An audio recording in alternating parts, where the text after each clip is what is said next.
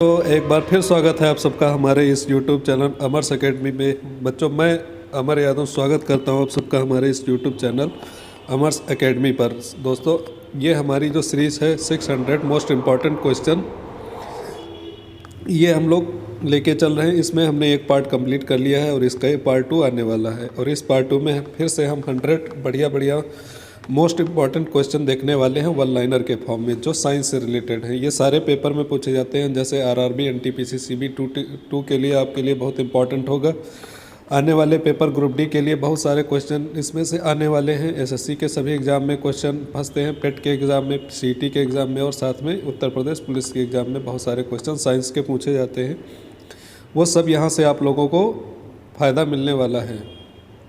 Part 1 हमने complete किया था, जिसमें लगभग 100 क्वेश्चन किए थे, और ये हमारा पार्ट 2 है और इसमें हम लोग फिर से 100 क्वेश्चन करने वाले हैं। दोस्तों, आगे बढ़ने से पहले अगर आपने अभी तक हमारा चैनल सब्सक्राइब नहीं किया तो प्लीज़ इसे सब्सक्राइब करें और ज़्यादा से ज़्यादा लोगों में शेयर करें, जिससे हमारे वीडियो ज़्यादा से ज़्यादा लोगों तक पहुँच सके। चलिए, ज़्यादा समय ना ख़राब करते हुए शुरू करते हैं आज के क्वेश्चन। तो पहला क्वेश्चन 97 है, जो 96 तक हम कर चुके हैं। ये क्वेश्चन दिया है, रेल की पटरियाँ अपने वक्रों पर किस कारण से झुकी हुई होती हैं। मतलब जो मोड़ होता है रेल लाइनों में मतलब पटरियों की लाइनों में कभी मोड़ होता है, तो जो बाहर वाली पटरी होती है ये हल्का सा ऊपर की ओर उठी होती है।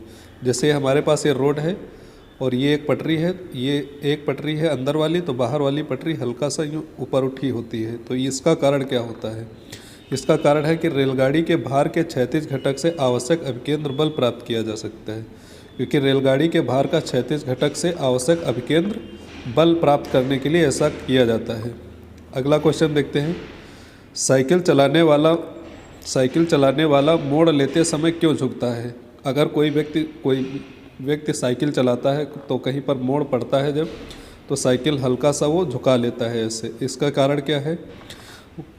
ताकि गुरुत्व केंद्र आधार के अंदर बना रहे और वह उससे गिरने से बचाएगा। तो अपने सेंटर ऑफ ग्रेविटी को वो बैलेंस करने के लिए ऐसा करता है। अगर वो सीधा मोड़ पर, ये मोड़ है और सीधा जाएगा, तो उसका गुरुत्व केंद्र जो होगा इसको बाहर की ओर गिरा सकता है, बाहर की ओर, इसीलिए ऐसे हल्का सा मुड़ जाता है।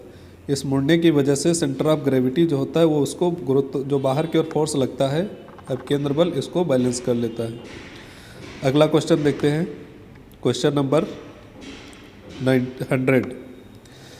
क्वेश्चन नंबर 100 दिया है कि क्रीम सेपरेटर में दूध से वसा को किस कारण से अलग किया जा सकता है। क्रीम सेपरेटर मतलब दूध से जो फाइट निकाला जाता है उसमें कौन सा फोर्स काम करता है? तो इसके लिए बच्चों देखा होगा आपने कि एक गोल गोल मशीन होती है इस टाइप की, और उसमें दूध एक पाइप में लगा के, एक टेस्ट ट्यूब में लगा के, और इसको बहुत तेज़ी से घुमाया जाता है।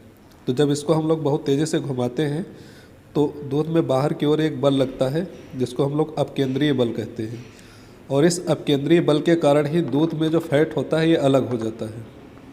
तो दूध से फैट या वसा निकालने में जो बल कार्य करता है वो कौन सा बल करता है दोस्तों? ये अपकेंद्रीय बल काम करता है। अगले क्वेश्चन पे आते हैं, क्वेश्चन नंबर 101। दोस्तों, सूर्य पर ऊर्जा का निर्माण होता है। ये क्वेश्चन बहुत ही इंपॉर्टेंट है और बहुत पेपर में आ भी चुका है, कई सारे पेपरों में रिपीटेड क्वेश्चन है कि सूर्य में जो ऊर्जा निर्माण होता है ये किस क्रिया के द्वारा होता है? तो ये क्रिया होती है नाभिकीय संलयन द्वारा। नाभिकीय संलयन में क्या होता है कि दो छोटे एटम मिलके एक बड़ा एटम बनाते हैं, और इससे जो मास इफेक्ट होता है, मतलब द्रव्यमान क्षति होती है, उससे बहुत सारी ऊर्जा निकलती है।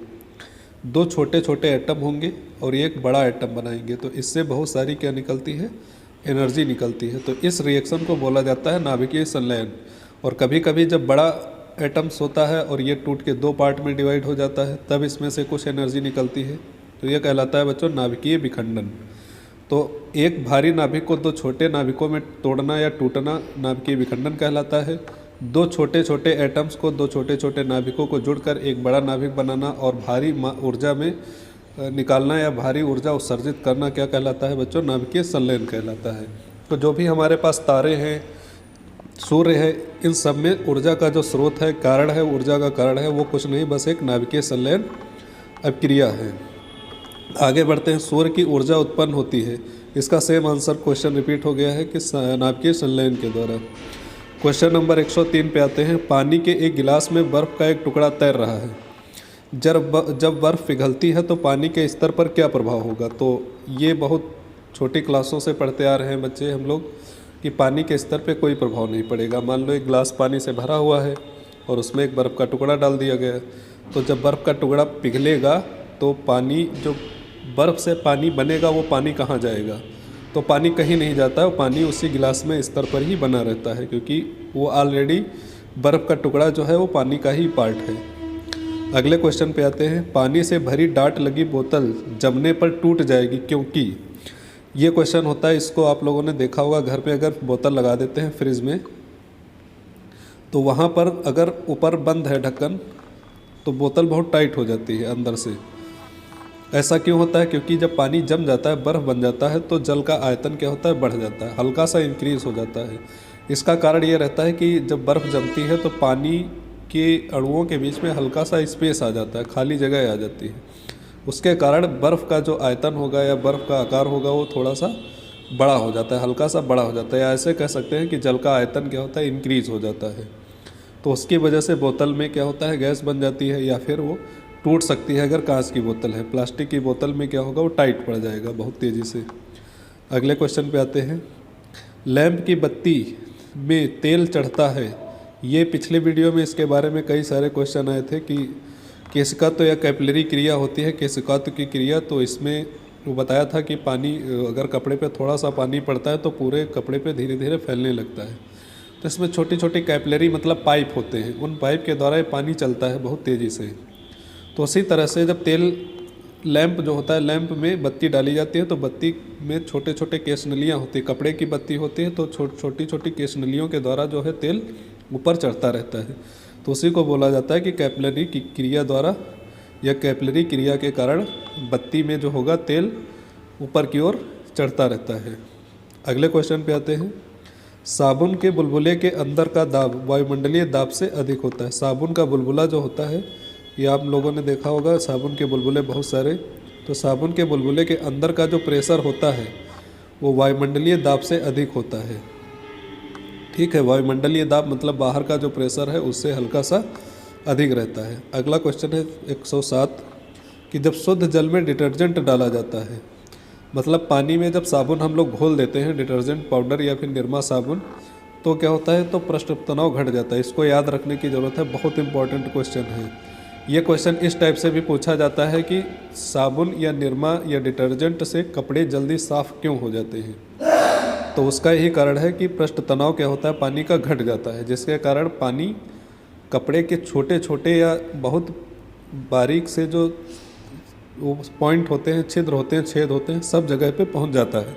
तो वहाँ से कपड़ों को मैल निकाल सकता है या कपड़े को साफ़ कर सकता है। तो डिटर्जेंट का यूज इसीलिए किया जाता है ताकि पानी का जो पृष्ठ तनाव है वो घट सके और पानी हर जगह पर आसानी से पहुँच सके।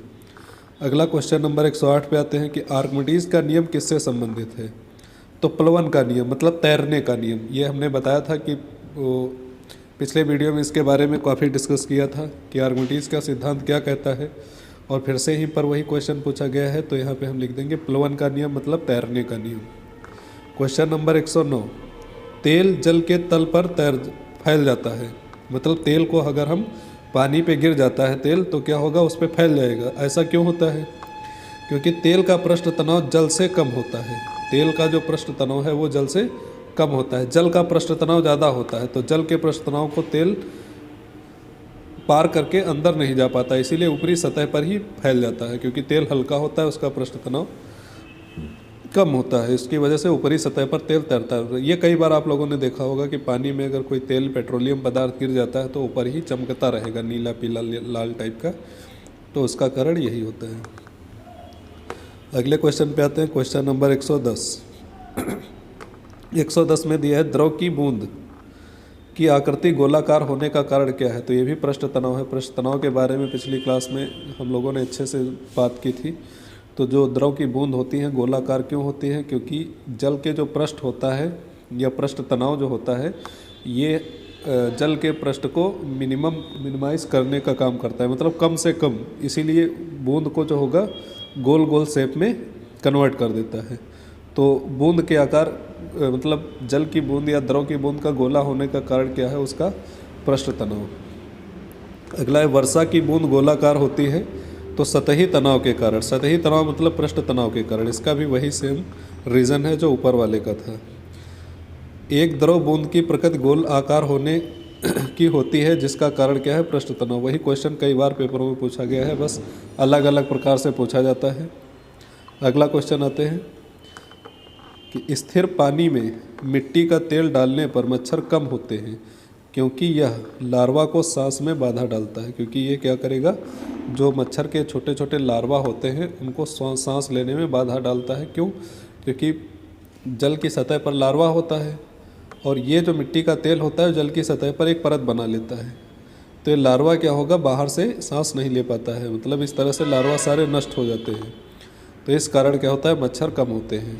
अगला क्वेश्चन है कि पानी से निकालने पर शेविंग ब्रश के बाल आपस में चिपक जाते हैं, इसका कारण क्या है, पृष्ठ तनाव। कि अगर हम कोई ब्रश होता है, शेविंग ब्रश होता है, तो उसको जब पानी में डुबोते हैं तो सब मतलब वो ब्रश जो होगा, ब्रश के जो बाल होते हैं वो सब एक में चिपक जाते हैं पानी के कारण, क्योंकि पानी सब एक दूसरे को बांधे रहता है, चिपकाए रहता है, पृष्ठ तनाव होता है पानी के अंदर, इसके कारण। अगला क्वेश्चन है कि स्थिर गति से जा रही एक खुली कार में बैठा एक बालक गेंद को हवा में सीधे ऊपर फेंकता है तो गेंद गिरती है उसके हाथ में। अगर यहाँ पे कोई गाड़ी है, तेज़ी से जा रही है और यहाँ पे कोई बालक बैठा है इस गाड़ी में और ये गेंद ऊपर फेंकता है, तो गेंद का जो पथ होगा ऐसा होगा। तो जब बालक यहाँ पे पहुँचेगा तो गेंद क्या होगी, उसके हाथ में आ जाएगी। जैसे यहाँ से फेंका तो गेंद ऐसे चलेगी, और जब बालक यहाँ पहुँचेगा इधर तो फिर उसके हाथ में आ जाएगी। बाहर से देखोगे तो बॉल लगेगी इस तरह से परवलयकार पथ पे चली है, यहाँ से उछली गेंद और इधर आ गई है, लेकिन अंदर बैठा बालक क्या होगा, जैसे गेंद आगे पहुँचेगी तब तक बालक उसके नीचे पहुँच जाएगा, तो फिर उसके हाथ में आ जाएगी। अगला क्वेश्चन है जेट इंजन सिद्धांत पर कार्य करता है। जेट इंजन किस सिद्धांत पे कार्य करता है, तो रेखीय संवेग के संरक्षण का सिद्धांत। तो जेट इंजन का जो कार्य सिद्धांत होता है इसको बच्चों याद रखेंगे कि रेखीय संवेग के संरक्षण का सिद्धांत। अगला क्वेश्चन है कि दूध से मक्खन निकाल लेने पर दूध का घनत्व क्या होगा, कम हो जाता है, हल्का हो जाता है दूध। तो मक्खन निकाल लेने पर दूध का घनत्व क्या होता है, घट जाता है। अगले क्वेश्चन पे आते हैं 118 कि जब किसी वस्तु को पृथ्वी से चंद्रमा पर ले जाया जाता है तो उसका भार की बात की गई है। अगर द्रव्यमान पूछता तो कुछ नहीं होता, लेकिन भार क्या होगा, घट जाएगा, क्योंकि चंद्रमा पर स्मॉल जी की वैल्यू क्या होती है, कम होती है। अगले क्वेश्चन पे आते हैं कि जब एक चल वस्तु की गति दोगुनी हो जाती है तब उसकी गतिज ऊर्जा 4 गुनी हो जाएगी, क्योंकि गतिज ऊर्जा का फॉर्मूला हम लोग जानते हैं K बराबर 1/2 mv²। अगर हम गति दोगुनी कर देंगे तो हो जाएगा 2v का स्क्वायर, मतलब 4v²। तो कितनी गुनी हो जाएगी, 4 गुनी हो जाएगी। अगले क्वेश्चन पे आते हैं कि अंतरिक्ष यात्री अंतरिक्ष में सीधे खड़े नहीं रह सकते हैं क्योंकि वहाँ पर गुरुत्वाकर्षण बल नहीं होता है। तो हमारा जो स्पेस होता है अंतरिक्ष में, वहाँ पे गुरुत्वाकर्षण बल ना होने के कारण वहाँ के अंतरिक्ष यात्री तैरा करते हैं, सीधे नहीं खड़े होते, तैरा उल्टा ऊपर नीचे किसी भी तरह रह सकते हैं।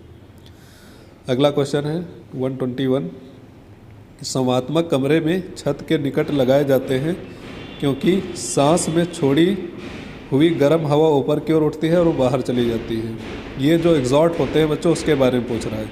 ये छत के निकट लगाए जाते हैं क्योंकि जो लोग हम सांस में हवा छोड़ते हैं ये हवा गर्म होती है और गर्म हवा हल्की होती है, इसलिए कमरे के ऊपरी पार्ट में होती है। तो कमरे के जैसे कमरे में एग्जॉस्ट कहाँ लगाया जाता है, सबसे ऊपरी पार्ट में लगाया जाता है। तो जो गर्म हवा होती है ये सबसे हल्की होती है और हल्की हवा ऊपर रहती है, तो ऊपर की हवा को ये बाहर निकालता रहता है और बाकी खिड़कियों से दूसरी ताज़ी हवा अंदर आती रहती है। ये कारण होता है कि संवात्मक मतलब एग्जॉस्ट जो होते हैं कमरे के निकट छत में लगाए जाते हैं क्योंकि सांस में छोड़ी हुई गर्म हवा ऊपर उठती है और वह बाहर की ओर चली जाती है। अगला क्वेश्चन आते हैं क्वेश्चन नंबर 122 में देखते हैं कि हवाई जहाज़ में फाउंटेन पेन से स्याही बाहर निकल आती है क्योंकि ऊंचाई बढ़ने से वायुदाब में कमी होती है। तो जो हमारा एटमॉस्फेरिक प्रेशर होता है, जो अब हम ऊपर जाते हैं, वायुयान ऊपर जाता है, तो एटमॉस्फेरिक प्रेशर के कारण कम हो जाता है, वायुदाब में कमी आती है और ये स्याही क्या होगी, अपने आप बाहर निकलने लगती है। क्योंकि नॉर्मल यहाँ पे पृथ्वी पर क्या होता है, वायुदाब ज़्यादा है, उसकी वजह से इंक जो होती है स्याही वो उसमें भरी हुई रहती है। अगला क्वेश्चन आता है धक्का सह प्रायः स्टील के बनाए जाते हैं। धक्का सह मतलब कि ऐसी चीज़ें जो धक्का सह सके स्टील के बनाए जाते हैं, क्योंकि उसकी प्रत्यास्थता अधिक होती है, मतलब वो ज़्यादा प्रत्यास्थ होता है, जिसकी वजह से स्टील के बनाए जाते हैं। जिनमें प्रेशर या ठोकर लगने वाले सामान होते हैं वो स्टील के बनाए जाते हैं। अगला क्वेश्चन है कि चंद्रमा पर वायुमंडल नहीं है क्योंकि यह सूर्य से प्रकाश पाता है। चंद्रमा पर वायुमंडल नहीं है क्योंकि यह सूर्य से प्रकाश पाता है। ये इसका सही रीज़न हम लोग नहीं कह सकते हैं कि चंद्रमा पर वायुमंडल ना होने के कारण उसका गुरुत्वाकर्षण बल है, क्योंकि वहाँ की गैसें जो हैं वो ग्रेविटेशनल फोर्स में कमी होने के कारण बाहर की ओर चली जाती, उड़ गई सब, वहाँ पे कोई गैस रुकती नहीं है। तो गैस ना रुकने की वजह से वहाँ वायुमंडल नहीं है, क्योंकि वहाँ पर ग्रेविटेशनल फोर्स क्या है, बहुत ही कम है, इसीलिए वहाँ पर्यावरण या वायुमंडल नहीं पाया जाता है।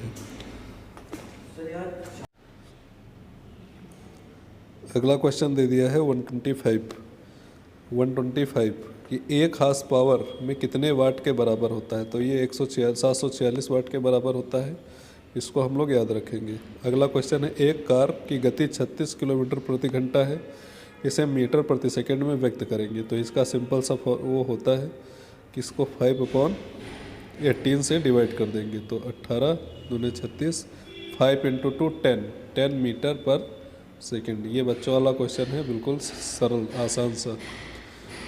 तूफान की भविष्यवाणी की जाती है। तूफान का पता चलता है कि तूफान आने वाला है जब वायुमंडल का दाब अचानक क्या होता है, कम हो जाता है। जब वायुमंडलीय दाब अचानक कम हो जाता है तो तूफान और चक्रवात आने का संकेत होता है। ठीक है, तो अगला क्वेश्चन आते हैं कि अंडा मृदु जल में डूब जाता है। अंडा जो है मृदु जल में डूब जाता है, किंतु नमक के सांद्र घोल में तैरता रहता है, क्यों? इसका कारण है कि नमक के घोल का घनत्व अंडे के घनत्व से अधिक होता है। ठीक है, नमक का घोल जो होता है इसकी जो डेंसिटी होगी वो अंडे के डेंसिटी से ज़्यादा होती है, और कम डेंसिटी वाला ज़्यादा डेंसिटी में डालोगे तो तैरता रहता है। तो किसी व्यक्ति को मुक्त रूप से घूर्णन कर रहे घूर्णी मंच पर अपनी कोणीय चाल कम करने के लिए क्या करना चाहिए? अपने हाथ बाहर की ओर फैला देना चाहिए, मतलब जितना ज़्यादा उसका एरिया बढ़ेगा, मतलब रेडियस सेंटर, जितना ज़्यादा उसका ग्रेविटेशनल सेंटर जो होगा, गुरुत्वीय केंद्र, वो बाहर की ओर जाएगा, उतनी उसकी घूर्णन गति चाल क्या हो जाएगी, कम हो जाएगी। अगर ये हाथ चिपका लेगा और सेंटर की तरफ आ जाएगा, जैसे मान लो ये एक सेंटर है और यहाँ से इतनी दूर पर व्यक्ति ये घूम रहा है, तो अगर सेंटर से दूर जाएगा तो इसकी चाल धीरा हो जाएगी, अगर इस सेंटर के पास आ जाएगा तो इसकी चाल तेज़ हो जाएगी, बहुत जल्दी तेज़ होती है, दूर जाएगा तो तेज़ हो जाएगी। तो हाथ फैलाने का मतलब बाहर दूर जाना, तो दूर जाएगी तो धीरा हो जाएगी, अगर सेंटर के पास आ जाता है तो धीरा तेज़ हो जाती है। अगले क्वेश्चन पे आते हैं, क्वेश्चन नंबर 130 कि 54 किलोमीटर प्रति घंटा के वेग का मान 15 मीटर पर सेकंड, 54 × 1000 मीटर बटे 3600 सेकेंड बराबर 15। कन्वर्ट करने के लिए आया है कि 15 किलोमीटर प्रति घंटा को मीटर पर सेकंड में बनाना है, तो 15 × वही 5/18। इसको पूरा कैलकुलेट करेंगे तब हमारे पास आंसर आ जाएगा। न्यूटन मीटर किसका मात्रक है? ये क्वेश्चन पूछा है, न्यूटन मीटर किसका मात्रक है? तो ऊर्जा का मात्रक है। न्यूटन मीटर, ऊर्जा मतलब ई, एनर्जी या ऊर्जा का मात्रक है न्यूटन मीटर। अगले क्वेश्चन पे आते हैं कि एक भू स्थिर उपग्रह अपनी कक्षा में निरंतर गति करता है। जो हमारे कृत्रिम सैटेलाइट होते हैं उपग्रह, ये पृथ्वी की बाहरी एक कक्षा होती है जिसको हम जियो स्टेशनरी ऑर्बिटल बोलते हैं। तो वहाँ पे ये क्या होता है कि जैसे जैसे अर्थ मूव करता है, जैसे ये हमारी अर्थ है, ये इसके चारों ओर एक कक्षा है, तो जैसे जैसे अर्थ मूव करेगा वैसे वैसे यही ऑर्बिटल, ये जो सैटेलाइट है ये भी मूव करता है अर्थ के बराबर, जैसे जैसे अर्थ। तो अगर कभी इससे पूछा जाए कि सैटेलाइट का जो होता है टाइम पीरियड, आवर्तकाल, कि एक चक्कर कितने समय में लगाता है, भू स्थिर उपग्रह अपना एक चक्कर कितने समय में लगाता है, तो इसका आंसर हो जाता है 24 आवर्स, क्योंकि पृथ्वी अपना एक चक्कर कितने समय में लगाती है, 24 घंटे में। तो पृथ्वी के साथ साथ ही चलता है। अब इसके बारे में पूछा गया है कि यह अपकेंद्र बल के प्रभाव से होता है जो प्राप्त होता है पृथ्वी द्वारा उपग्रह पर लगाए गए गुरुत्वाकर्षण बल से। तो कोई भी चीज़ होती है, सेंटर की तरफ एक फोर्स उसको खींचता है, जो भी कोणीय गति कर रही है, सर्कुलर मोशन, तो उसमें एक अंदर की ओर बल लगता है और एक बाहर की ओर लगता है। ये अभिकेंद्र होता है, ये अपकेंद्र होता है। तो ये अपकेंद्र बल जो बाहर की ओर लग रहा है और अभिकेंद्र बल अंदर की ओर लग रहा है, तो ये पृथ्वी अगर अर्थ है तो अर्थ किसी चीज़ को अपनी ओर कैसे खींचेगी? अपने जी की वजह से, गुरुत्वाकर्षण की वजह से। तो जी इधर की ओर लगेगा, एफ इधर की ओर होगा, तो हम कह सकते हैं जो एफ आया है कि ये किसके द्वारा बैलेंस किया जा रहा है? ये ग्रेविटेशनल फोर्स या गुरुत्वाकर्षण बल के द्वारा इसको बैलेंस किया जा रहा है, तभी सैटेलाइट यहाँ पे निश्चित कक्षा पे घूम रहा है। अगर ये एफ ज़्यादा हो जाएगा तो सैटेलाइट बाहर की ओर चला जाएगा, अगर जी ज़्यादा हो जाएगा तो सैटेलाइट अर्थ पे आएगा। तो जी और एफ मतलब गुरुत्वाकर्षण फोर्स और इसका जो अभिकेंद्र बल होता है, ये दोनों क्या होते हैं? बराबर होते हैं। कहाँ से प्राप्त हो रहा है? तो पृथ्वी के गुरुत्वाकर्षण से प्राप्त होता है। अगले क्वेश्चन पे आते हैं 133 दिया है कि स्वचालित कलाई घड़ियों में ऊर्जा मिलती है बैटरी से। स्वचालित कलाई घड़ियों में मतलब जो ऑटोमेटिक घड़ी होती है उसमें ऊर्जा कहाँ से आ रही है? बैटरी से आती। पहले मैकेनिकल एनर्जी पोटेंशियल एनर्जी के रूप में स्टोर करके जो चाबी वाली घड़ी आती थी उसको चलाते थे। अगला क्वेश्चन है, जब कुएं से पानी की बाल्टी को ऊपर खींचते हैं तो हमें महसूस होता है कि बाल्टी पानी की सतह से ऊपर की ओर भारी हो गई। पानी की सतह से ऊपर भारी हो गई है। ठीक है, जब कुएं से पानी बाल्टी ऊपर खींचते हैं तो हमें महसूस होता है कि बाल्टी पानी की सतह से ऊपर भारी हो गई है। मतलब पानी जैसे ही पानी के अंदर, जैसे ये कुआं है, यहाँ तक पानी भरा हुआ है, अब बाल्टी डुबोई गई है तो अंदर तक आ गई यहाँ तक। तो जब तक बाल्टी पानी में रहेगी तब तक तो हल्की रहेगी, लेकिन जैसे ही सतह के बाहर बाल्टी निकलेगी तो ये भारी भारी लगने लगेगी। तो ये क्यों होता है? पानी की सतह ऊपर भारी हो जाती है। अगला क्वेश्चन होता है कि भारहीनता होती है। भारहीनता का मतलब वेट लॉस। भारहीनता हमको कब लगती है? जब गुरुत्वाकर्षण बल क्या होता है? शून्य होता है। ये कैसे कैसे शून्य होता है? अगर हम किसी लिफ्ट में बैठे हैं, ठीक है बच्चों, ये लिफ्ट अगर मुक्त रूप से छोड़ दी जाए ऊपर से, तो जब नीचे की ओर आएगी तो हमको लगेगा हमारे अंदर वेट बचा ही नहीं है, सारा वेट खत्म। तो ये भारहीनता होता है, क्योंकि ग्रेविटेशनल फोर्स टोटल कंट्रोल से बाहर हो गया, मतलब कैंसिल हो चुका है। हमारे ऊपर कोई भी गुरुत्वाकर्षण बल नहीं लग रहा है। मुक्त रूप से जब गिरेंगे तो कोई भी ग्रेविटेशनल फोर्स नहीं लगता है। और एक कंडीशन में ऐसा होता है कि जब कोई व्यक्ति अंतरिक्ष में होता है, जहाँ पे पृथ्वी के गुरुत्वाकर्षण के बाहर, वहाँ पे हमको भारहीनता का अनुभव होता है। तो ये इसका राइट आंसर होगा। अगले क्वेश्चन में आते हैं, एक नदी में चलता हुआ जहाज समुद्र में जाता है तब जहाज का स्तर क्या होगा? थोड़ा सा ऊपर उठ जाएगा। इसका कारण क्या बताया था?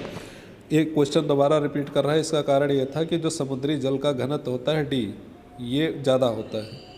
तो घनत्व ज़्यादा होने के कारण ये उत्प्लावन फोर्स ज़्यादा लगाता है ऊपर की ओर। तो ऊपर की ओर उत्प्लावन फोर्स ज़्यादा लगाएगा तो जहाज़ क्या होगा? हल्का सा ऊपर उठ जाएगा। अगले क्वेश्चन पे आते हैं, लोहे की कील पारे में तैरती है। लोहे की कील पारे में तैरती है जबकि यह पानी में डूब जाती है। तो लोहे का घनत्व पानी से अधिक है तथा पारे से कम है। तो लोहे का कील जो होगा ये पारे पर तैरती रहेगी, क्योंकि पारे का घनत्व जो होगा लोहे के घनत्व से ज़्यादा होता है। और जबकि पानी का घनत्व बहुत कम होता है, पानी हल्का होता है तो घनत्व हल्का होता है, तो वहाँ पे कील डूब जाएगी। अगला क्वेश्चन आते हैं, जब एक ठोस पिंड को पानी में डुबोया जाता है तो उसके भार में ह्रास होता है। यह ह्रास कितना होता है? जब एक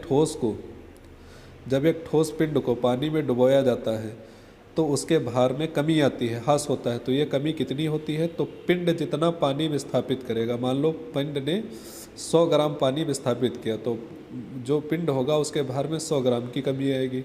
अगर 250 ग्राम पानी हटा रहा है पिंड तो 250 ग्राम की कमी आएगी। 50 ग्राम पानी हटाएगा तो 50 ग्राम की कमी आएगी। तो पिंड या कोई बॉडी जितना पानी हटाती है उतने पानी के भार के बराबर ही उसके भार में कमी आती है। तो लिखा है विस्थापित पानी के भार में, मतलब जितना पानी हटाएगी उतना ही उसके भार में कमी आएगी, पिंड के भार में कमी आएगी। अगला क्वेश्चन है, बर्फ़ पानी में तैरती है परंतु अल्कोहल में डूब जाती है क्योंकि? तो वही घनत्व का कारण होता है, क्योंकि बर्फ़ जो है पानी से हल्की होती है। बर्फ़ जो है पानी से हल्की तथा अल्कोहल से भारी होती है। तो बर्फ़ का घनत्व जो होगा अल्कोहल के घनत्व से ज़्यादा होगा। पानी का घनत्व जो होता है बर्फ़ के घनत्व से ज़्यादा होता है, इसीलिए पानी के ऊपर बर्फ़ तैरती रहती है। अगला क्वेश्चन आते हैं, क्वेश्चन नंबर 140 कि चलती हुई बस जब अचानक ब्रेक लगती है तो उसमें बैठे हुए यात्री आगे की दिशा में गिरते हैं। इसको किसके द्वारा समझाया जा सकता है? तो न्यूटन का पहला नियम, न्यूटन का पहला नियम जिसको हम लोग जड़त्व का नियम कहते थे। इसके बारे में कल पिछले वीडियो में हमने अच्छे से चर्चा की थी कि जड़त्व क्या होता है, जड़त्व का नियम बोलते हैं। अब इसके बारे में पिछली क्लास पिछले वीडियो को देखेंगे तो पूरा अच्छे से समझ में आएगा कि जड़त्व क्या होता है। इसको अच्छे से समझाया था मैंने। अगला क्वेश्चन है 141, रॉकेट की कार्य प्रणाली के सिद्धांत पर आधारित और संवेग संरक्षण के सिद्धांत पर। यह भी बहुत अच्छा क्वेश्चन है, इसको याद रखेंगे आप लोग कि संवेग संरक्षण के सिद्धांत पर रॉकेट की जो है कार्यप्रणाली आधारित है।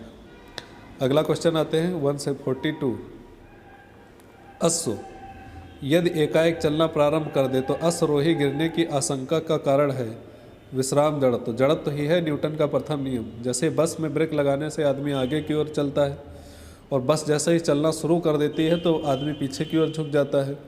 उसी तरह से घोड़े पे बैठा व्यक्ति अगर घोड़ा एकदम से दौड़ पड़े तो आदमी क्या होगा, पीछे गिर जाएगा। तो इसमें किसका कारण क्या होता है? विश्राम का जड़त्व, क्योंकि जो घोड़ा पे व्यक्ति बैठा है वो विश्राम अवस्था में है, ठीक है, और वो हमेशा विश्राम में ही रहना चाहता है जब तक कि कोई उसमें बाहरी बल ना लगे। तो जैसे ही घोड़ा चलना शुरू कर देता है तो वो तो विराम की अवस्था में रहना चाहता है, उसको क्या पता घोड़ा चलने वाला है, लेकिन और इसी कारण होता है कि अपनी जगह पर ही रहना चाहता है, तो इसीलिए वो पीछे की ओर झुकता है। लेकिन बस 1-2 सेकंड के लिए वो तुरंत फिर गति में आ जाता है, क्योंकि घोड़े से उसका संपर्क बना हुआ है। तो घोड़ा चलेगा तो साथ में वो भी चलने लगेगा, लेकिन उसमें पीछे की ओर झटका लगेगा, बल लगेगा, वो जड़त्व की वजह से होता है। अगला क्वेश्चन है, क्रिकेट का खिलाड़ी तेज़ी से आती हुई बॉल को क्यों अपने हाथ के पीछे खींचकर पकड़ता है? तो जब वो क्रिकेटर को कैच पकड़ते हैं तो जैसे ही बॉल हाथ में आती है तो हल्का सा हाथ भी साथ में पीछा करते हैं, क्योंकि बॉल विश्राम की स्थिति में आ सकती है। बॉल क्या है? विश्राम की स्थिति में आ सकती है, मतलब बॉल उछल भी सकती है। और विश्राम की स्थिति में आने के लिए मतलब बॉल के जड़त्व को कंट्रोल करने के लिए वो पीछे की ओर हाथ खींच लेता है। क्वेश्चन नंबर 144 पे आते हैं। क्वेश्चन दिया है कि प्रेशर कुकर में खाना जल्दी पकता है क्योंकि इसका कारण क्या है? पानी का क्वथनांक बढ़ जाता है। प्रेशर कुकर में कुकर के अंदर कुकर बंद होता है और इसके अंदर प्रेशर ज़्यादा होता है, तो जब दाब बढ़ जाता है तो उसकी वजह से पानी का जो क्वथनांक होगा वो भी बढ़ जाता है। मतलब पानी 100 डिग्री पर उबलने की बजाय अब कितने पे उबलेगा? 104 या 105 पर, 103 पे, उससे ज़्यादा डिग्री लेगा। और 104 डिग्री 105 डिग्री पे जब उबलेगा तो इसका मतलब क्या हुआ कि क्वथनांक क्या हुआ? बढ़ जाता है इसका, तो उसके अंदर रखा खाना पानी जल्दी पक जाता है, दाल चावल जो भी रहता है। अगले क्वेश्चन पे आते हैं कि हाइड्रोजन से भरा हुआ पॉलीथीन का एक गुब्बारा पृथ्वी के तल से छोड़ा जाता है। हाइड्रोजन से भरा हुआ पॉलीथीन का एक गुब्बारा पृथ्वी के तल से छोड़ा जाता है तो वायुमंडल के ऊंचाई पर जाने से गुब्बारे में अमाप में वृद्धि होगी। गुब्बारे का जो क्या होगा? आकार होगा वो क्या होगा? इंक्रीज़ होगा, बढ़ेगा, क्योंकि ऊपर वायुदाब कम होता है, उसके कारण आकार जो होगा वो बढ़ जाएगा थोड़ा सा। और जब वायुदाब बहुत कम हो जाएगा तो फट जाता है ऊपर जाके, क्योंकि अंदर हाइड्रोजन गैस का प्रेशर तो कम नहीं होगा, वो तो उतना ही रहेगा। तो बाहर से प्रेशर कम होगा तो फट सकता है। अगला क्वेश्चन है कि एक धावक लंबी छलांग लगाने से पहले कुछ दूरी तक दौड़ता है क्योंकि छलांग लगाते समय उसके शरीर की गति जड़ता उसके द्वारा ज़्यादा दूरी तय करने में मदद करती है। क्योंकि अगर इतना दौड़ना है, इतना कूदना है, तो यहाँ से चलते चलते चलते आएगा, तो इसमें क्या है? जड़त्व है, और इसी जड़त्व के कारण ये जब उछलता है तो यहाँ तक आ जाता है। तो ज़्यादा दूर जाने के कारण इसको पहले अपना जड़त्व बनाना पड़ेगा, गति का जड़त्व, और गति का जड़ता जो गति का जड़त्व होगा वो इसको लेके आगे की ओर आएगा। तो ये क्वेश्चन ध्यान में रखना है, बहुत इंपॉर्टेंट है, कई सारे पेपर में इस पर रिलेटेड एग्जाम्पल पूछे गए हैं। अगले क्वेश्चन पे आते हैं कि भिन्न भिन्न व्यायाम के दौरान भिन्न भिन्न द्रव्यमान के 2 पत्थरों को एक भवन के शिखर से एक साथ गिराया जाता है। अब अलग अलग वेट के 2 पिंड हैं और उनको एक भवन के शिखर से नीचे डाल दिया जाता है, तो दोनों पत्थर ज़मीन पर एक साथ पहुंचते हैं, ठीक है। तो दोनों पत्थर क्या होंगे? ज़मीन पे एक साथ पहुंचेंगे, बस उनकी गति अलग अलग होगी। कोई तेज़ी से आएगा, कोई धीरे से, मतलब तेज़ स्पीड से आएगा, कोई धीरे स्पीड से आएगा, लेकिन पहुंचेंगे एक साथ ही। श्यानता की इकाई बच्चों पूछा गया तो पॉइस होता है श्यानता की इकाई, ठीक। ईटा से रिप्रेजेंट करते हैं, इसको पॉइस बोला जाता है। क्वेश्चन नंबर 150, तो प्रकाश का रंग निर्धारित होता है इसकी तरंगदैर्घ्य से। तो लाइट के बारे में पढ़ा होगा कि प्रकाश का कलर जो होगा, कलर उसका किससे निर्धारित होता है रंग, तो प्रकाश की तरंगदैर्घ्य जिस कलर की होगी उसी कलर का हमको प्रकाश दिखाई पड़ेगा। 7 कंपोनेंट होते हैं विबग्योर, और सातों कंपोनेंट का अपना अलग अलग तरंगदैर्घ्य होता है। तो जिस कलर की तरंगदैर्घ्य हमारे पास आएगी वही कलर हमको दिखाई पड़ेगा। अगला क्वेश्चन आता है, पानी में हवा का बुलबुला वैसे ही काम करेगा जैसे करता है अवतल लेंस। अवतल लेंस मतलब पानी भरा हुआ है और पानी में कोई बुलबुला ऐसे बन गया है, बुलबुला, तो ये एक अवतल लेंस की तरह काम करेगा। किसकी तरह काम करेगा बच्चों? एक अवतल लेंस की तरह काम करेगा। तो अवतल लेंस आप लोगों ने देखा होगा, ये सब पानी है तो अवतल लेंस इस टाइप का होता है।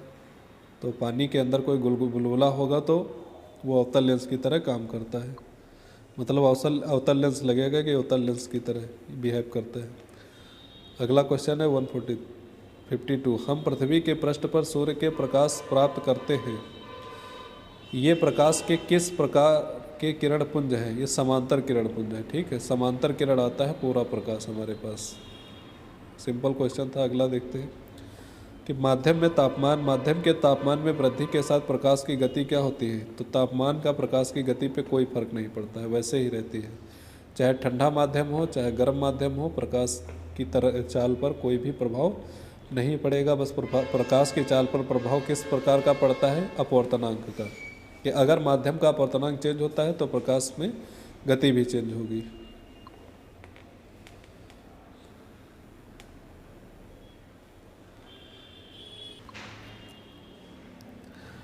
अगला क्वेश्चन आता है बच्चों हमारे पास 54 क्वेश्चन में दिया गया है, प्रकाश छोटे छोटे कणों से मिलकर बना है जिसको हम लोग क्या कहते हैं? फोटोन। तो इसका एक नियम होता है, आइंस्टाइन के द्वारा दिया गया था कि प्रकाश जो होता है वो छोटे छोटे बंडलों के रूप में आता है, पैकेट के रूप में छोटे छोटे पार्ट आते हैं जिसको हम लोग क्या नाम देते हैं? फोटोन कहते हैं। तो प्रकाश ऊर्जा के छोटे छोटे बंडलों के रूप में हमको प्राप्त होता है, जिसे हम लोग क्या कहते हैं? फोटोन। इसको याद रखेंगे। अगला क्वेश्चन है, प्रकाश तरंग किस प्रकार की है? तो अनुप्रस्थ तरंग है। अनुप्रस्थ तरंग ये ऑप्शन में दे सकता है, या वैद्युत चुंबकीय तरंग। वैद्युत चुंबकीय तरंग भी ये है, वैद्युत चुंबकीय तरंग। तो प्रकाश किस प्रकार की तरंग है? वैद्युत चुंबकीय तरंग है, और ये अनुप्रस्थ तरंग है। अनुप्रस्थ तरंग का भी एक रूप होता है। अगला क्वेश्चन आता है हमारा कि प्रकाश का तरंग सिद्धांत किसके द्वारा प्रतिस्थापित किया गया था? तो हाइगेंस। ये कक्षा 12 की किताब में आप लोगों ने पढ़ा होगा, साइंस में, फिजिक्स में, कि प्रकाश का तरंग सिद्धांत किसके द्वारा प्रतिस्थापित किया गया था? तो हाइगेंस का सिद्धांत जो था वो इसके लिए बहुत ही फेमस सिद्धांत है। उसके द्वारा बताया गया था प्रकाश जो है तरंग के रूप में भी चलता है। अगले क्वेश्चन पे आते हैं कि अपवर्तक दूरबीन में क्या होता है? अपवर्तक दूरबीन में क्या होता है? असमान फोकस दूरी के 2 उत्तल लेंस होते हैं। ठीक है, असमान फोकस दूरी के 2 उत्तल लेंस का यूज होता है अपवर्तक दूरबीन में। अगला क्वेश्चन आता है कि आकाश में नीला रंग प्रकट होने के साथ संबंधित प्रकाश की परिघटना क्या होती है? प्रकीर्णन। तो प्रकीर्णन का उदाहरण एक है आकाश का रंग नीला होना। ठीक बच्चों, आकाश का रंग नीला होना ये प्रकीर्णन का उदाहरण है। इसके अलावा और होता है कि समुद्री जल का नीला होना। समुद्री जल देखा होगा आपने कभी, बहुत अच्छा लगता है समुद्री जल नीला होना। इसके साथ में सुबह या शाम में सूर्य का लाल दिखाई देना। सुबह शाम जो होती है अगर सूर्य देखेंगे तो सूर्य लाल दिखाई देता है, लाल कलर का। तो ये भी किसका कारण है? प्रकीर्णन का कारण है। कोहरा, धुंध, ये सब चीज़ें जो हमको दिखाई पड़ती हैं, सब किसका कारण है? प्रकीर्णन का कारण है। तो इसमें से एक एग्जाम्पल यहाँ पे पूछा गया है कि आकाश में नीले रंग प्रकट होने के साथ संबंध, प्रकाश की किस प्रघटना का संबंध है? तो यह प्रकाश का प्रकीर्णन के कारण। ठीक है बच्चों, अगले क्वेश्चन पे आते हैं। जब प्रकाश किरण एक माध्यम से दूसरे माध्यम में जाती है तो इसकी आवृत्ति समान रहती है। तो ये एक बहुत अच्छा पॉइंट है, यहाँ से आप लोग याद रखिएगा कि प्रकाश क्या है? एक तरंग है, और तरंग में 3 चीज़ें पाई जाती हैं। चाल होती है, तरंगदैर्घ्य होती है, और उसकी आवृत्ति होती है। ये चाल है, ये तरंगदैर्घ्य है, और ये आवृत्ति है। तो चाल और तरंगदैर्घ्य ये दोनों चीज़ें बदल सकती हैं एक माध्यम से दूसरे माध्यम में जाने पर, लेकिन जो आवृत्ति होगी, फ्रीक्वेंसी, ये कभी चेंज नहीं होती है। ये सोर्स की प्रॉपर्टी है कि जहाँ से प्रकाश निकल रहा है वहाँ से चेंज की जा सकती है। जैसे हमारे पास एक बल्ब है, बल्ब से प्रकाश आ रहा है तो बल्ब के फिलामेंट से जो प्रकाश जहाँ से उत्सर्जित हुआ है वहाँ से इसकी फ्रीक्वेंसी को चेंज किया जा सकता है, हो सकती है। लेकिन अगर एक बार वहाँ से लाइट निकल चुकी है, प्रकाश निकल चुका है, उसके बाद हम कितना भी मीडियम, कैसा भी मीडियम बना लें, कैसा भी माध्यम कर लें, उसकी आवृत्ति नहीं बदल सकते। हाँ, तरंगदैर्घ्य और चाल बदल सकते हैं। जैसे विरल माध्यम में सघन, विरल से सघन में जाएगा, विरल से सघन में, सघन माध्यम में। तो जैसे ही प्रकाश विरल से सघन माध्यम में प्रवेश करेगा तो इसमें चीज़ें बदलाव आने लगेंगी, चाल कम पड़ जाएगी और तरंगदैर्घ्य बढ़ जाएगी। इस तरह से सारी चीज़ें इफ़ेक्ट होने लगती हैं, लेकिन जो इसकी आवृत्ति होती है ये अनचेंज रहती है, रिमेन कांस्टेंट। तो फ्रीक्वेंसी को बच्चों याद रखेंगे बहुत ध्यान से, क्योंकि ये सोर्स पे डिपेंड करती है जहाँ से निकली हुई है।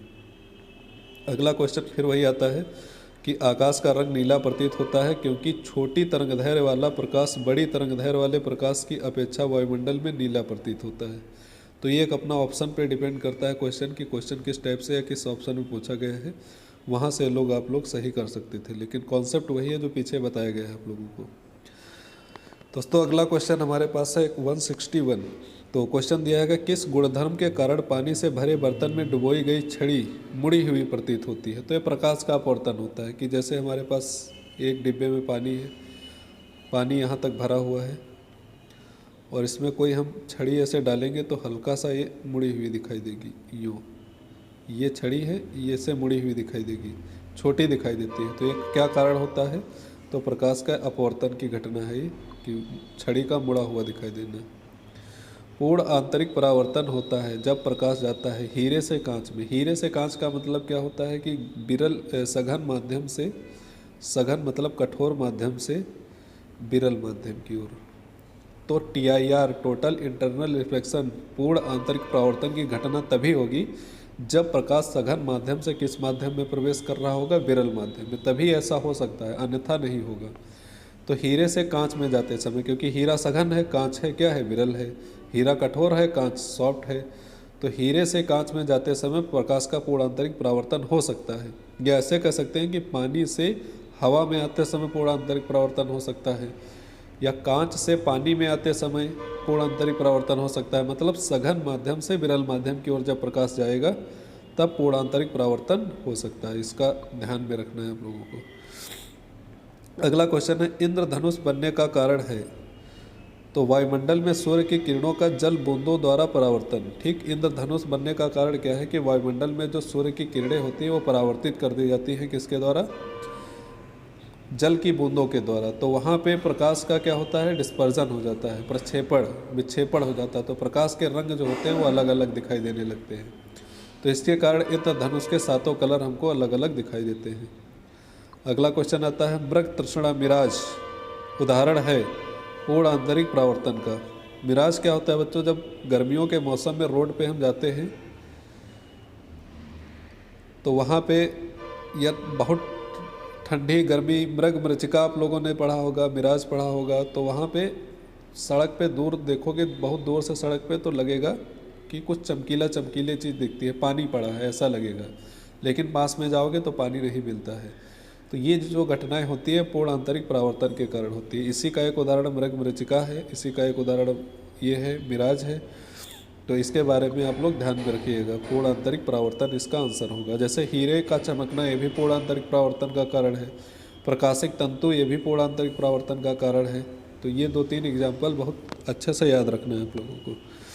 अगला है प्रकाश में ध्रुवण की घटना से यह सिद्ध होता है कि प्रकाश की तरंगें कैसी हैं? अनुप्रस्थ तरंगें हैं। पिछले पूछा गया था कि प्रकाश की तरंगें किस प्रकार की हैं, तो अनुप्रस्थ तरंगों का एक उदाहरण है प्रकाश की तरंग, प्रकाश तरंग। ये कैसे सिद्ध होता है? ध्रुवण की घटना, ध्रुवण की घटना से पता चलता है कैसी है? अनुप्रस्थ तरंग है। अगला क्वेश्चन है प्रकाश विकिरण की प्रकृति होती है। इसमें पूछा गया प्रकाश जो प्रकाश विकिरण जो होता है, प्रकाश जो होता है, इसकी प्रकृति कैसी है? तो इसकी द्वैत प्रकृति है, मतलब ये तरंग है और कण भी है, दोनों में समान टाइप का व्यवहार करता है। तो इसीलिए बोला जाता है प्रकाश की द्वैत प्रकृति। प्रकाश में डुअल नेचर पाया जाता है, ये एक तरंग की तरह भी काम करता है और कण की तरह भी काम करता है। अगला क्वेश्चन आता है कि तरल ताल वास्तविक गहराई से कम गहरा दिखाई देता है, इसका कारण क्या है? इसका भी अपवर्तन कारण है। जैसे अभी हमने बताया था कि बाल्टी, पानी से भरी बाल्टी में अगर कोई छड़ डुबो देते हैं तो छड़ हल्का सा मुड़ जाती है। तो मुड़ने का कारण क्या है कि हल्का सा ऊपर दिखाई देगी छड़। अगर बाल्टी के तली में, पानी से भरी बाल्टी के तली में कोई सिक्का डालोगे तो सिक्का हल्का सा ऊपर दिखाई देता है, आभासी गहराई हमको दिखाई देती है। तो इसका मुख्य कारण प्रकाश का अपवर्तन ही है, इसको ध्यान रखेंगे सारे एग्जाम्पल जितने भी आते हैं अपवर्तन के। अगला क्वेश्चन 168 है, एक तालाब के किनारे एक मछुआरा मछली को भाले से मारने की कोशिश कर रहा है। ठीक है, तदनुसार उसे निशाना कैसा लगाना चाहिए? जहाँ मछली दिखाई दे उसके ऊपर, क्योंकि वो मछली थोड़ा सा हमको ऊपर दिखाई देती है, तो उसी अकॉर्डिंग वहाँ पे निशाना लगाएंगे जैसा कि उसमें दिखाई पड़ेगा, जहाँ मछली दिखाई दे उसके ऊपर। अगले क्वेश्चन पे आते हैं 169। तो ये क्वेश्चन दिया है कि कपड़ों को धोते समय हम नील का प्रयोग करते हैं सही वर्ण संयोजन के लिए। तो कपड़े का कलर, उसका सही वर्ण संयोजन के लिए हम लोग क्या करते हैं? नील का उपयोग करते हैं। अगला क्वेश्चन है, पीले रंग का पूरक कौन है? तो पीले रंग का पूरक क्या है? नीला है। पीले का पूरक क्या होगा? नीला होगा। ये विंसल चक्र होता है, इसको आप लोग ध्यान में रखेंगे। विबग्योर ऐसे लिखा जाता है, VIBGYOR। इसमें पीले के सामने नीला आता है, येलो के सामने ब्लू। इसको अच्छे से देखेंगे आप लोग तो सारी चीज़ दिखाई देंगी, पूरक रंग पता चल जाएगा। अगला है अंतर्दर्शी, इंडोस्कोपी। इंडोस्कोपी मतलब शरीर के भीतर के अंगों को देखने के लिए इसका यूज किया जाता है, या आहार नाल के भीतर देखने के लिए प्रयुक्त एक प्रकाशिक यंत्र है। इंडोस्कोपी मतलब एक पाइप होती है और उस पाइप को हम मुड़ा उड़ा के जैसे भी मन होता है वैसे कहीं पर शरीर के अंदर डाल के और वहाँ की चीज़ों को देख सकते हैं कैमरे के द्वारा। ये पूर्ण आंतरिक परावर्तन के आधार पर काम करती है। इसका याद रखना है, प्रकाशिक यंत्र होता है। ठीक, ऑप्टिकल इंस्ट्रूमेंट किस सिद्धांत पे काम करेगी? तो पूर्ण आंतरिक परावर्तन, TIR। जो भी प्रकाशिक तंतु टाइप में चीज़ें होती है सब इसी का उदाहरण है। नेक्स्ट क्वेश्चन आता है मायोपिया। मायोपिया से क्या तात्पर्य है? तो मायोपिया हम निकट दृष्टि दोष को कहते हैं। तो बच्चों में मायोपिया होता है, निकट दृष्टि दोष कहलाता है।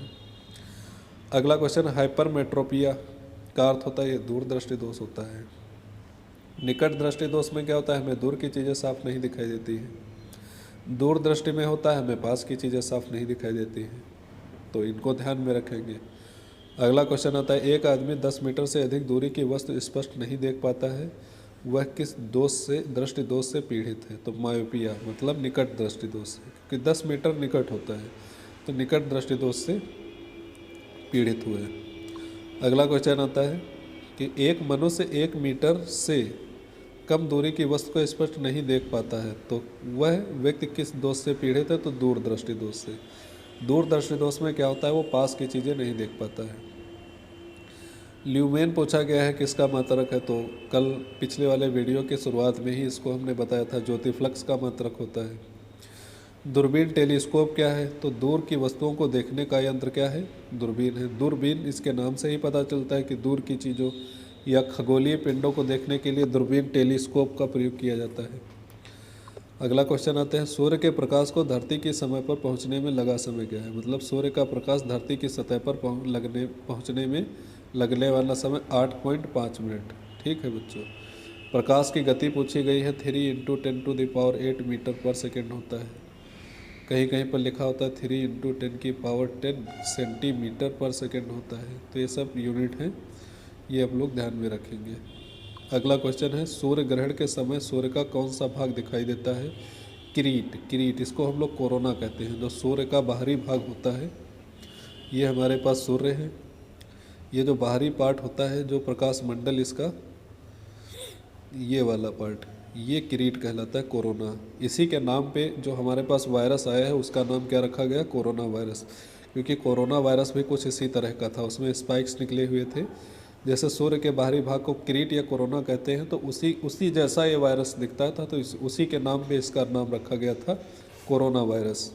इस टाइप के जितने भी वायरस होते हैं सबको कोरोना ही नाम दिया जाता है। अगला क्वेश्चन आते हैं कि पूर्ण सूर्य ग्रह का अधिकतम समय होता है 250 सेकंड। अगर पूरा सूर्य ग्रह होता है, पूरा का पूरा सूर्य ढक जाता है, तो ये कितनी देर के लिए? मात्र 250 सेकंड के लिए। Question number 182। 182 क्वेश्चन देखते हैं बच्चों।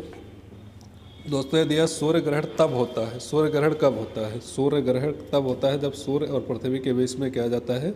चंद्रमा आ जाता है। ये हमारे पास अर्थ है। और ये सूर्य है, तो सूर्य से प्रकाश हमारी पृथ्वी पर आ रहा है। अब अगर यहाँ बीच में चंद्रमा मून आ जाता है छोटा सा, तो जितने भाग पर मून आ जाता है इसकी परछाई जब पृथ्वी पर पड़ती है तब जो ग्रहण कहलाता है वो क्या कहलाएगा, सूर्य ग्रहण। की सूर्य के सामने क्या आ गया, चंद्रमा आ गया। तो पृथ्वी और सन के बीच में जब क्या आ जाएगा, चंद्रमा, तो क्या होगा, सूर्य ग्रहण होता है। अगला क्वेश्चन है कि प्रकाशिक तंतु के आकार के बावजूद प्रकाश उनमें प्रगामी होता है क्योंकि वह ऐसा यंत्र है जिसमें संकेतों को एक जगह से दूसरी जगह स्थानांतरित किया जा सकता है। यह किस परिघटना पर आधारित है, तो इसको हमने बताया था प्रकाश का पूर्ण आंतरिक परावर्तन। ठीक है, इसी को प्रकाशिक तंतु बोलते हैं। ये भी TIR, टोटल इंटरनल रिफ्लेक्शन पर आधारित घटना है और इसका यूज बहुत सारी जगह पर किया जाता है। आज इंटरनेट की जो इतनी स्पीड हम लोग 4G 5G चलाने वाले हैं, इसका मुख्य कारण क्या है, प्रकाशिक तंतु। तो बहुत मतलब आज के टेक्नोलॉजी में ये बहुत इम्पोर्टेंट स्थान रखता है। तो किस सिद्धांत पे काम करता है, तो पूर्ण आंतरिक परावर्तन के सिद्धांत पे काम करता है। इसको ध्यान में रखेंगे, बहुत इंपॉर्टेंट क्वेश्चन बनता है। क्वेश्चन नंबर 184, प्रकाश वायु की अपेक्षा कांच में मंद गति से चलता है। अभी पीछे हमने बताया कि प्रकाश माध्यम के बदलने पर गति और तरंगदैर्घ्य परिवर्तित करता है। मतलब विरल माध्यम में उसकी चाल और तरंगदैर्घ्य दोनों तेज ज़्यादा कम होंगे, और जैसे सघन माध्यम आएगा तो जस्ट उसका उल्टा हो जाएगा, मतलब चाल कम पड़ जाएगी, तरंगदैर्घ्य। क्यों होता है ऐसा, क्योंकि माध्यम में अपवर्तनांक चेंज हो जाता है। तो वही लिखा है कि वायु का अपवर्तनांक कांच के अपवर्तनांक से कम होता है। तो कांच का अपवर्तनांक ज़्यादा होता है, मतलब वो सघन माध्यम है, तो वहाँ पर प्रकाश की चाल क्या हो जाएगी, धीरा पड़ जाएगी। जैसे हम लोग बात करें, एक तरफ एक हवा भरी है, हवा है यहाँ पे, और दूसरी तरफ पानी है। तो अगर हवा में हम किसी चीज़ को चला रहे हैं या खुद चल रहे हैं तो आसानी से घूम टहल सकते हैं। अगर पानी में चलेंगे तो क्या उतनी तेज़ी से चल पाएंगे, नहीं चल पाएंगे, तो चाल धीरा पड़ जाएगी। तो उसी तरह प्रकाश का होता है कि प्रकाश हवा में तो बहुत तेज़ी से चलता है, लेकिन पानी में हल्का सा इसकी चाल क्या होती है, कम हो जाती है।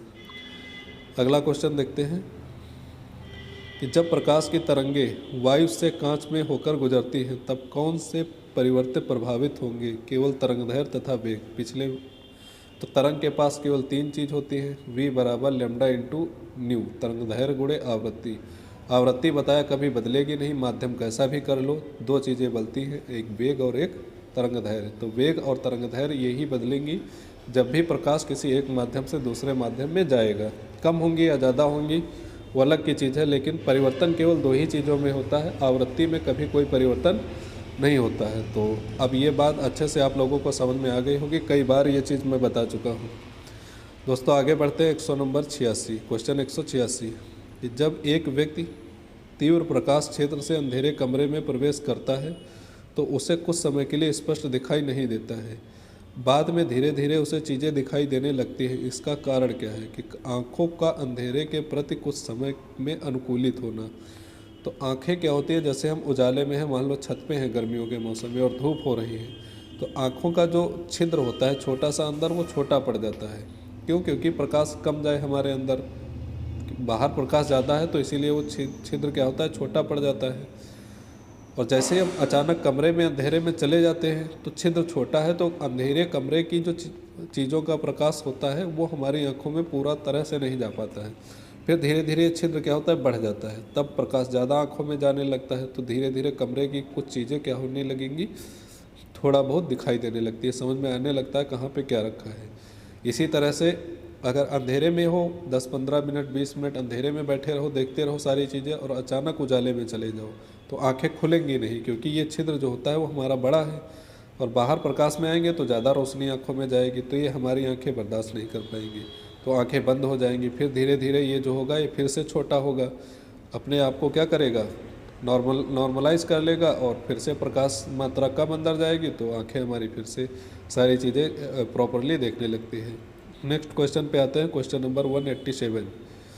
क्वेश्चन नंबर 187 दिया है, निकट दृष्टि दोष दूर करने के लिए कौन सा लेंस उपयोग में लाया जाता है। निकट दृष्टि दोष, तो इसका आंसर होता है अवतल लेंस।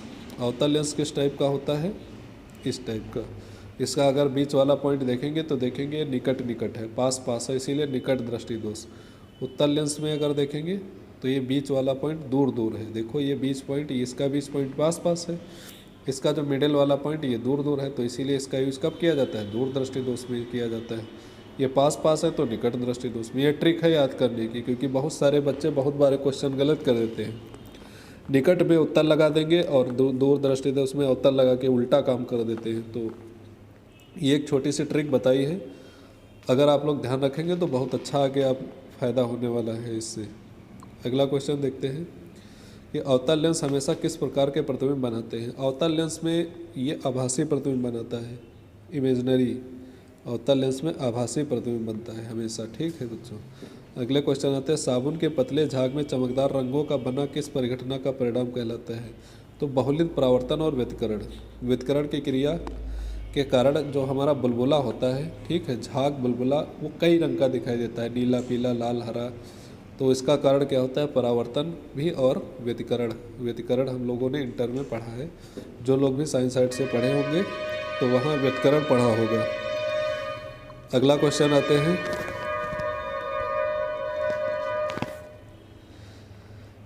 एक 190 दिया गया है कि कार में दृश्य अवलोकन के लिए किस प्रकार के शीशे का प्रयोग किया जाता है। कार में दृश्य अवलोकन के लिए किस प्रकार के शीशे का प्रयोग किया जाता है। तो उत्तल दर्पण का प्रयोग किया जाता है। पीछे का दृश्य देखने के लिए उत्तल दर्पण लगाते हैं, जो इस टाइप का होता है, उत्तल दर्पण।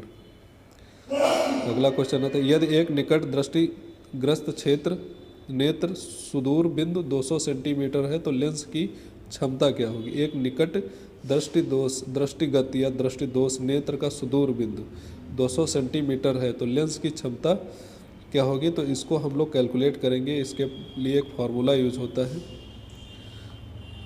कि 1/f equal to 1/v minus 1/u। निकट दृष्टि दोष की बात कर रहे हैं और सुदूर बिंदु कितना है, 200 है। तो यहाँ पर हम uv की वैल्यू रखेंगे, ठीक है, 200 और 25, वहाँ से आंसर निकल के आएगा और पावर f फोकस निकल के आएगा, तो फोकस को 1/f कर देंगे। तो यहाँ से वैल्यू कैलकुलेट होके माइनस का आएगा 0.5 डायोप्टर क्षमता का लेंस यूज़ करना होगा। अगला क्वेश्चन देखते हैं कि ENT डॉक्टरों द्वारा प्रयोग किया जाने वाला हैंड मिरर का प्रयोग होता है अवतल। मतलब जो डेंटिस्ट होते, दांतों का जो दांत चेक करते हैं, देखते हैं डेंटिस्ट वगैरह, तो वो जो लेंस लिए होते हैं, छोटा सा दर्पण लिए होते हैं, तो उनके द्वारा मिरर कौन सा होता है, मिरर होता है अवतल मिरर, अवतल दर्पण। अगला क्वेश्चन 193 आता है कि नेत्रदान में दाता की आँख के किस हिस्से को प्रत्यारोपित किया जाता है। तो बहुत बार क्वेश्चन पूछा गया है, कॉर्निया, आँखों का जो कॉर्निया होता है, इसी को बच्चों नेत्रदान में प्रतिस्थापित किया जाता है, जिसकी आँख खराब होती है। और जो देनदाता होता है उसका कॉर्निया केवल निकाल के रखा जाता है, बाकी आँख का कोई भी पार्ट यूज़ नहीं किया जा सकता है। कॉर्निया चेंज किया जाता है, प्रतिस्थापित किया जाता है। क्वेश्चन नंबर 194, मनुष्य की आँख में प्रकाश तरंगे किस स्थान पर स्नायु उद्वेगों में परावर्तित होती हैं। तो रेटिना, जो पिछला वाला पार्ट होता है आँख का, जैसे यहाँ से प्रकाश की किरणें अंदर जा रही हैं, तो जो कोन्स होते हैं शंकु, ये रेटिना पे बनते हैं। यहाँ पे छोटे छोटे कोन्स होते हैं, शंकु। तो वही लिखा है कि मनुष्य की आंख में प्रकाश की तरंगे किस स्थान पर स्नायु उद्वेगों, ये शंकु हैं, में परिवर्तित होता है।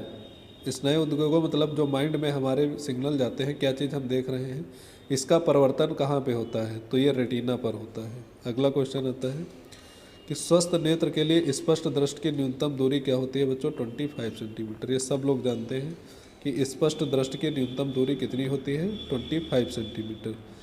क्वेश्चन है अगला 196, यदि कोई व्यक्ति दूर की वस्तुओं को स्पष्ट नहीं देख पाता है तो उसकी दृष्टि में कौन सा दोष है। तो निकट दृष्टि दोष है। दूर की चीज़ें नहीं देख पाता है तो निकट दृष्टि दोष है।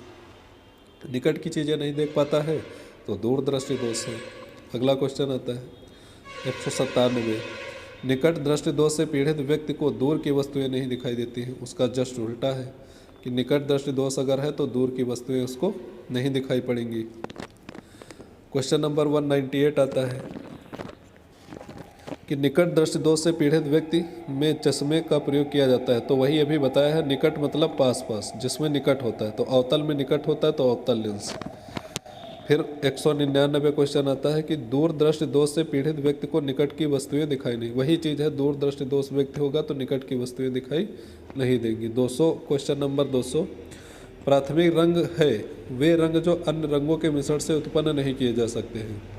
तो प्राथमिक रंग क्या होते हैं? जो अपने, जैसे हमारे पास क्या होता है, स्वर व्यंजन होता है। स्वर व्यंजन क्या होता है? स्वर में क्या होता है कि ऐसे वर्ड जो किसी अन्य बिना सहायता के बोले जा सके, जो डायरेक्ट अपने आप में यूनिक होते हैं, वो स्वर होते हैं। जो स्वर की सहायता से बोले जाते हैं वो व्यंजन होते हैं।